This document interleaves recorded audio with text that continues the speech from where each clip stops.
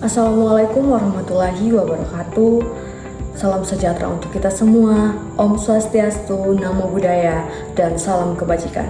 Pertama-tama perkenalkan, nama saya Bi Utari. Saya dari kelas B, Program Studi Pendidikan Pancasila dan Kewarganegaraan, Fakultas Keguruan dan Ilmu Pendidikan, Universitas Tadulako, Angkatan 2024.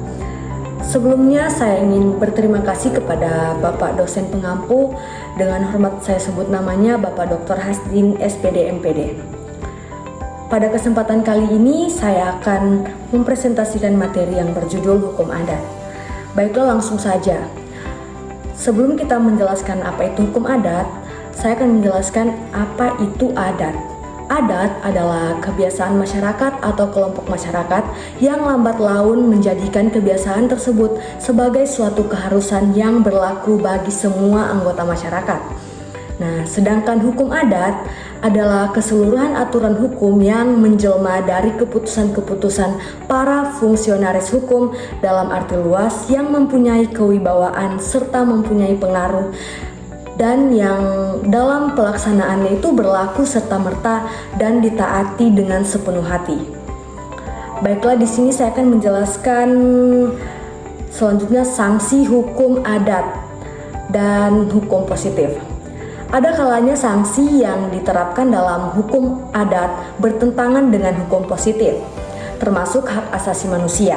Misalnya praktik-praktik tertentu dalam hukum adat yang mengandung unsur diskriminasi atau kekerasan. Untuk menyelesaikan konflik ini, pendekatan yang seimbang dapat dilakukan melalui dialog antar pemangku kepentingan, termasuk tokoh adat, pemerintah, dan masyarakat. Mediasi dapat menjadi cara yang efektif untuk menemukan solusi yang menghormati nilai-nilai adat, sekaligus mematuhi prinsip-prinsip hak asasi manusia. Selanjutnya ada pluralisme hukum di Indonesia.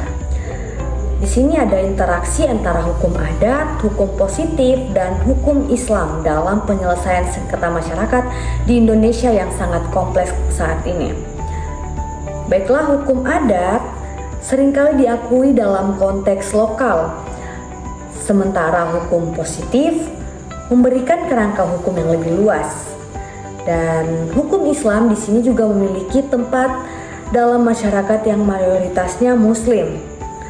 Dan hukum adat dapat mempertahankan otoritasnya dengan cara beradaptasi dan berkolaborasi dengan hukum positif dan hukum Islam, terutama dalam konteks penyelesaian sengketa yang melibatkan nilai-nilai lokal. Selanjutnya kita membahas corak hukum adat. Di mana corak hukum adat ini ada 9. Yang pertama, religius magis, yang kedua tradisional atau bersifat turun-temurun, yang ketiga keagamaan, yang keempat kebersamaan atau komunal, yang kelima konkret dan visual, yang bisa kita lihat secara langsung dan dapat kita rasakan juga. Yang keenam ada terbuka dan sederhana.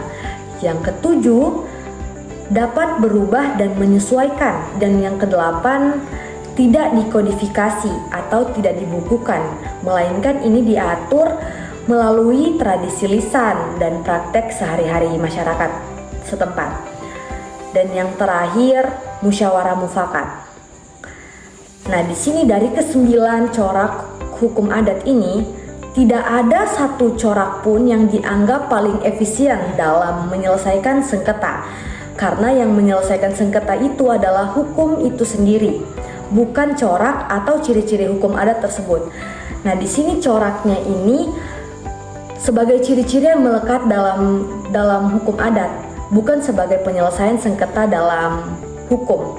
Kita lanjut ke pembahasan peran negara dalam hukum adat.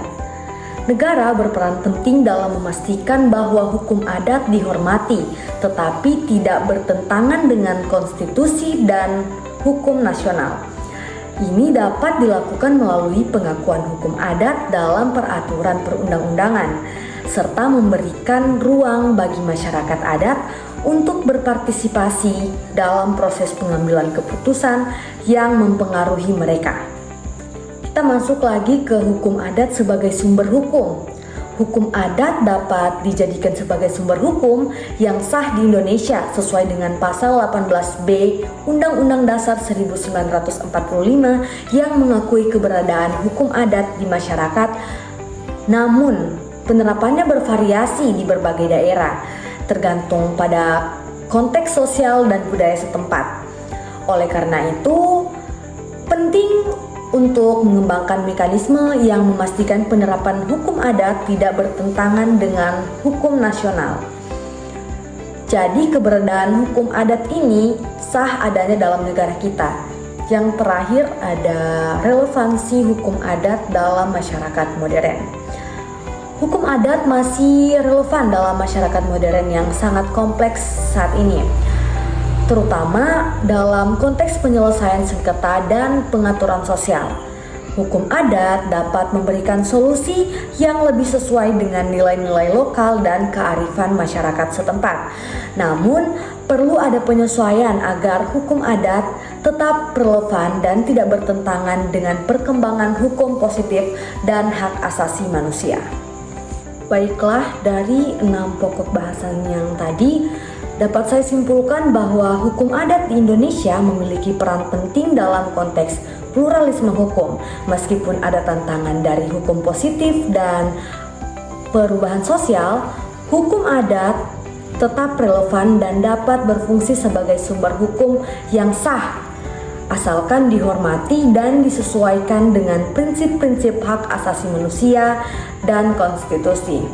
Mungkin sekian penjelasan dari saya mengenai hukum adat.